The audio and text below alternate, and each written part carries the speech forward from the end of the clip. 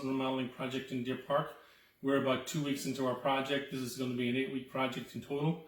We are doing a partial remodel. We're going to be putting a kitchenette down here. We've done an ejector pit down here. We're going to be doing a banquette down here. Bar area here is going to be TV with surround sound going to be set up down over here.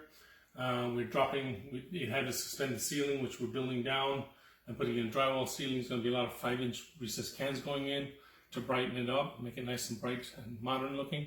What else? That's about it, all I can remember right now. We're going to be putting in nice new modern stairs with metal cable railing, which we'll show you when we get near the completion of the project. That's about it that I can think of right now.